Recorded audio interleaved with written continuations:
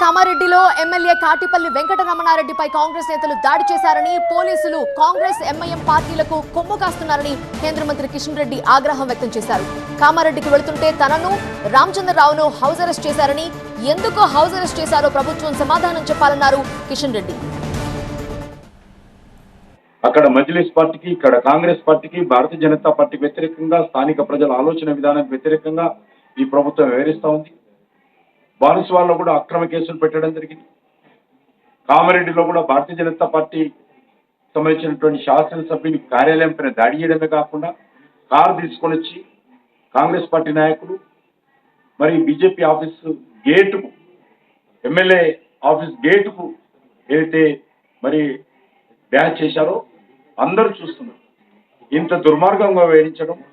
నిన్న మా శాసనసభ్యుని పరామర్శించడానికి మా రాష్ట్ర అధ్యక్షుడు శ్రీ రామచంద్రరావు గారు ఈరోజు ఉదయం కామారెడ్డికి వెళ్లాలని ఆలోచన చేస్తే నిన్న సాయంకాలం నుంచి హౌస్ అరెస్ట్ చేయడం జరిగింది. అసలు ఈ రాష్ట్రంలో ప్రజాస్వామ్యం ఉందని అడుగుతాం. ఈరోజు కాంగ్రెస్ పార్టీ ఢిల్లీలో ఏమో నీతులు చెప్తుంది, రాహుల్ గాంధీ అనేక రకాల కథలు మాట్లాడతాడు, చిల్లరగా వ్యవహరిస్తాడు. వాళ్ళ పార్టీ అధికారం దగ్గర ఈ రకంగా వ్యవహరిస్తారు. ఇది ఏమాత్రం క్షమించరు. తెలంగాణ సమాజం చూస్తూ ఉంది.